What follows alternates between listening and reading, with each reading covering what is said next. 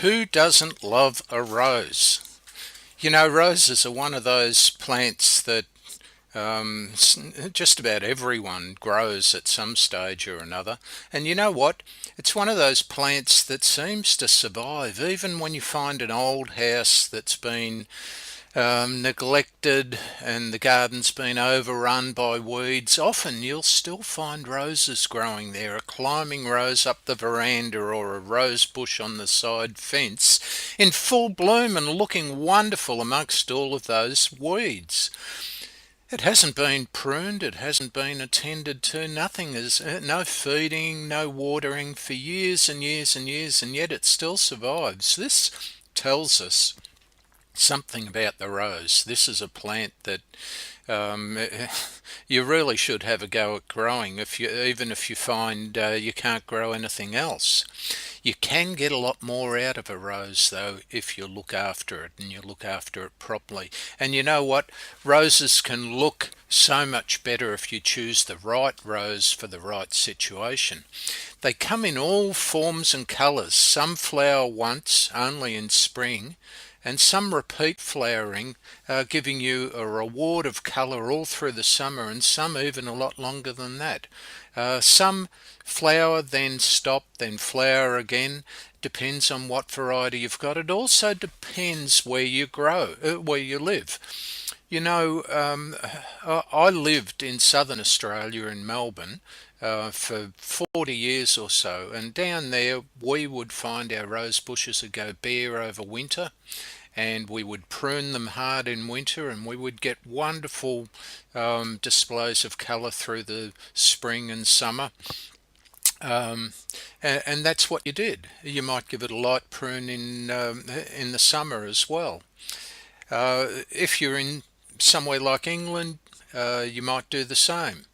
Uh, but I then moved to the subtropics in southeast Queensland, and one of the leading gardeners up here, Colin Campbell, turned round to me one day and he said, "You know, John, if you want roses to flower up here, you prune them any time of year, and you get a wonderful display of flowers 6 weeks after you prune them."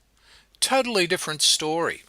You know, I met a guy once who had grown up in Poland, and he told me about how they treated roses over there. They used to cut them right off at ground level at the end of autumn or mid-autumn, and they'd pile straw thick on top of them. And as the straw decomposed, it kept the root system and the plant warm, even if it had piles of snow on top of it. And then in the spring, they'd rake back all of this straw, and the rose would shoot up again, and it'd bring forth a beautiful display as the weather warmed up. Um, Different climates treat them in different ways. Now, here's a rundown of some of the different types of roses you can get. Modern roses, these have largely originated as hybrids of species roses which have been grown for many centuries. One of the more popular hybrids are the hybrid tea roses. Um, the flower stems of these are long and large. They have shapely blooms, usually on single stems, or with several side buds, so several flowers on the same stem. Uh, they flower from late spring to autumn, and these are excellent as cut flowers. Now, another major popular group are the Floribunda roses, which are now sometimes referred as cluster flowered roses. These are often considered to be more colourful than the hybrid teas, maybe not as good as cut flowers though. Their flowering is more profuse, and they stand up to wet weather better, as a general rule, but there are exceptions. The floribundas bear clusters of trusses of flowers continuously from late spring to late autumn in a temperate climate. A cluster flowered rose can be grown as a bush or as a standard rose. Uh, you then have old-fashioned or species roses. Some of these only flower once a year. Others have repeat flowering. The shrub roses are ideal in a cottage garden.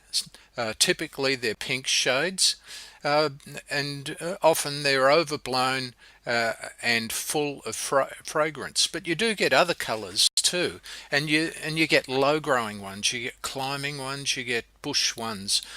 Then you have your standard roses. These have a tall bare stem and a rounded ball of foliage on the top. Um, they're roses which are really shaped into a particular form, and they could be created out of species or floribundas or hybrid teas or anything else. They're often used in formal gardens. Sometimes they're grown in tubs or pots. You've also got miniature roses, and these are tiny plants, much smaller, maybe only 20-30 centimetres tall. They make an ideal border, and they're great in containers as a tub plant. You can grow them indoors over Christmas, and they could be flowered in a greenhouse and then brought inside. Miniatures generally have smaller leaves, but they have a profusion of flowers, usually smaller flowers, but lots and lots of them, and the whole plant can be that covered with flowers that you just can't see the foliage at all. You also have some roses which are creeping roses, carpet roses. Sometimes they're called landscaping roses. They can be very tough. You've got very versatile varieties amongst that group. Most of them are repeat flowering and flower for a long period of time, and most are disease resistant. Now, here's a few tips for growing roses. Roses prefer freely draining soil, but they prefer the soil to be moist, not overly wet, and not too acidic. Plant them where they will receive full sun for at least part of the day. They'll tolerate light shade. Sometimes you see roses growing in shade, but they're not going to flower as well or grow as well as the shade sort of gets more and more. Be sure there's air movement around the plants, so give a bit of space between a rose and another plant, particularly if humidity is high, particularly if you're in a hot climate. Getting that air movement around the plant helps to stop fungal diseases settling on the foliage or the blooms and starting to cause disease in the plant.